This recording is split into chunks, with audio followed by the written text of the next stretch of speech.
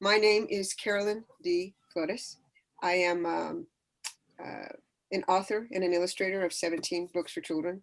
I started off mostly as an illustrator, but I'm currently working on a novel. It's a YA, and it's a historical fiction.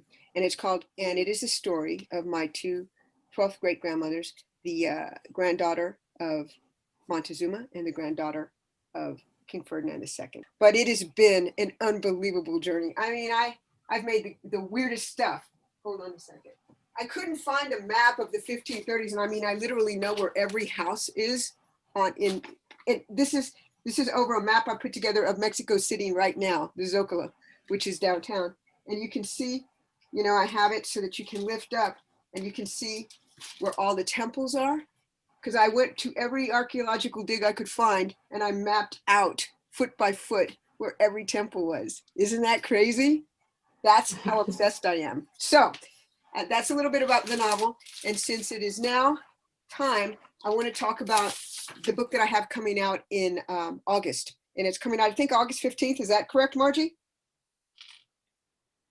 It's coming out August 17th. The reason I have my thing on, because there's going to be one more bell. We have a million bells here at school. But you're at school? I'm at work.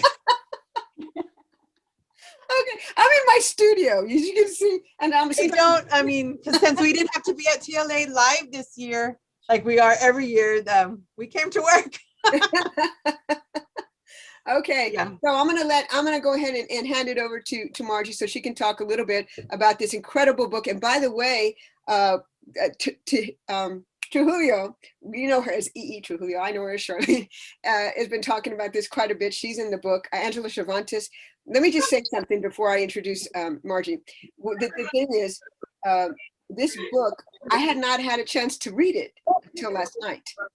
And I gotta be honest with you, I was floored. I'm one of those people that buys literary, like short stories, like Updike and all those people. This just blew me away. And so I'm really excited about it. So Marty Longoria, please introduce yourself and tell them about our book. Yes, hi, my name is Margie Longoria. I'm a high school librarian here at Mission High School in Mission, Texas.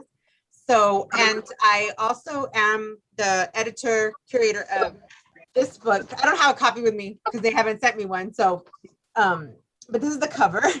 It's called Living Beyond Borders, Growing Up Mexican in America. And it's an anthology of short stories, poems, essays. I even have a couple of comic strips in there, illustrations and stuff of young adult writers. And the way it's like a love letter from the Mexican American community to our young people. I wanted to do this anthology. I was an English teacher before I was a librarian.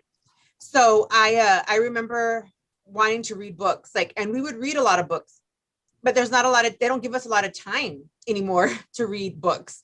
So a lot of times we had to go with short stories. And I remember looking for stories that I wish would resonate with my kids a little bit more, my students that I taught. So there was that. Plus, there was a time a few years ago when we were being bashed. The Mexican American community was being bashed by our past administration, and I was just angry. And I thought to myself, they're saying all these terrible things about Mexican people. What can I do? I need to do something, right? But I'm just a little librarian from a little town in the border. What can I do? And I thought, you know what? Words are power. Books are power. And so I thought, I'm going to get a collection of short stories. I'm going to ask everybody that I know and see if they want to, do this project with me. And I was very, very fortunate that mostly everybody that I asked was like, yes, let's do this. And they submitted some of the best stories, poems, no way. Essays. I think Angela's here. So Angela, could you unmute yourself and share the video? Is Angela Cervantes Angela's iPhone? Which I think that's her. Are you? I was listening. Sorry. Okay, so I got to tell you, no. you know, I told Margie this was going to be my 10 minutes. And so I said, I called Margie and I said, look, I'd like you to stop by and speak. And I'm really excited about the book. But of course, I can only speak about my story because that's what I read. And she said, no, no, no, let me send you a copy. And the first story I read was yours. And I was freaked out, Angela. Oh my God. I just was, I was reading it and I yelled at my husband. I go, oh, this is just, it's literature. This, and every story was that way. I couldn't believe it. Have you read it yet? I have not. I can't wait to get my hands on it. You're gonna be, I mean, I'm familiar with all of the writers, but they're stunning. And my mother has a story in there, and I was completely stunned by it. I gotta tell you, you're in. I can't say enough about it. I think it's gonna be, it reminds me of the classics that I read all the time because I'm one of those weird classic people that likes, you know, that kind of stuff. So tell us a little bit, and Angela, about your story. Oh, sure. So, hi, everyone. Thank you for including me. Margie, it's so good to see you. It's good to see you too. Diosa de this libro. I love it so much for including me. It was a joy to be part of it. And I submitted, I think, a story about a teenage girl who's kind of like in the principal's office. Yeah. Oh my God. Based on true life. Yeah, You know, so, being called to the office because someone has said something horrible to you and it's racist and you react, maybe not the best way, maybe not the way we all like to in hindsight. And as grown-ups, we think, oh, what was that crazy kid thinking? But, you know, gets called into the principal office. And then there's this sort of conversation between the student and the principal, just touching on Mexican-American identity, touching on words. You know, Margie, you just said that words are powerful, words have power. I think this is a little bit about that too. It touches on those themes of words being powerful and can be harmful and hurtful. So in brief, that's kind of what the story is all about. well, you know, I'm going to say a little bit because I forgot to tell people about my story. My short story, turned out to be almost a little novella. It was pretty I fun. loved it. I loved it. But it is. And so let me just tell you a little bit about mine. I knew what I was going to write immediately. And I think I wrote it in one of my I have those moleskins that are like big. I don't know if well, obviously nobody would know this, but I write everything with quill in ink on newsprint. By the way, because newsprint is the best thing for your pens. But everything I write is handwritten, and I just started writing. And the story that my contribution is called "How to Live in a City of Ghosts." And the thing is, I come from a very different situation. My parents were from San Antonio, but I was born in South Carolina, Greenville, South Carolina, because my father was in the military. And then they moved to California, where my brother was born, to San Antonio. And so I grew up in Thailand. I grew up across the globe. And since I grew up in Thailand, I learned to speak Thai and write in Thai. And then we went to Japan and I learned to speak and write in Japanese. And so I didn't grow up the same way that a lot of people grew up in San Antonio. So when I came back, it was very different for me. But I really, really felt a closeness with a lot of the people, especially in San Antonio. But I see it from a little bit of a different perspective. So right away, as anyone who I was supposed to go to MIT. I was accepted to MIT. So right away, I did what everyone in that situation would do. I formed a rock band and went on tour, much to the dismay of my family, right? Because I was in college. And so when I look back at my life, I always look back at it. And I tell people I come from music. My husband played, he was a trumpet player he played with the Tommy Dorsey Orchestra and with a lot of the musicians and trumpeters back then. And so I always see myself as coming from that perspective. Is this kind of jiving with what you saw, Margie, in the story? You're muted, darling. Yes, because I have crazy stuff going on. Yes, Carolyn's story. What I loved about her story is the title by itself, "Growing Up in a City of Ghosts." That's how I felt sometimes we feel as minorities, as ghosts, because people see past us.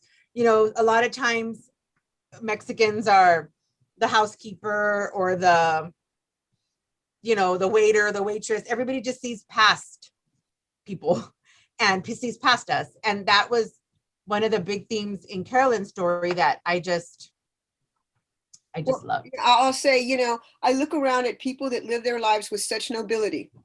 And I mean, they are truly noble and brilliant and often educated to such a high degree, and they are not even seen. People walk past them like they don't exist. And they don't, it's incredible the grace they have in these kinds of situations. And I think it's, you know, it's sometimes it should be us that say, wow, you know, we see you, we recognize you.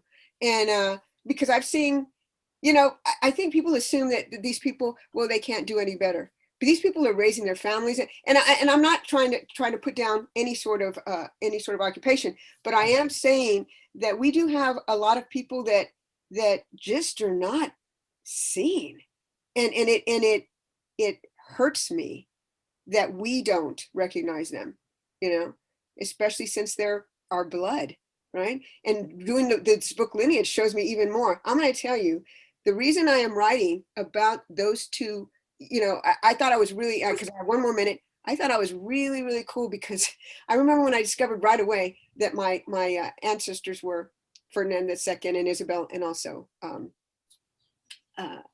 Montezuma. And I thought, wow, I wonder if everybody thinks I'm really cool, because that lasted for about a week, because I started finding it over and over and over again. And then I went and talked to people, the experts in this area, the Hispanic Genealogical Society. And it turns out the lowest estimate is 75% of all Hispanics in America. But most people think it's closer to 98% of all Hispanics in America are actually descendants of these two ladies, of all Hispanics in America.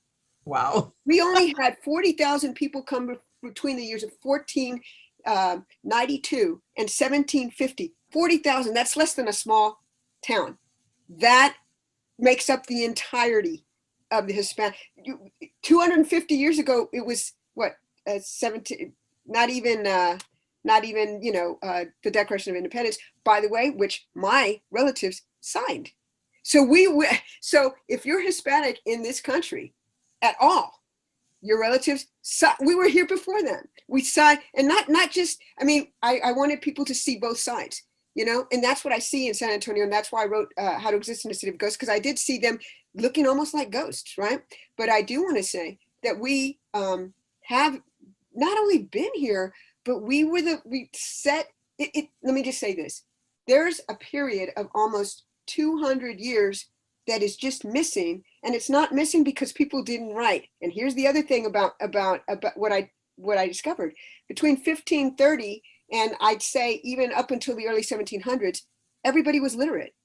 Everyone could read and write multiple languages, including the Native American, the people that were here, the indigenous people, and of course the women, because they could all read and write in French, Latin, Spanish, and Spanish was just, you know, taking off. They didn't really have grammar yet.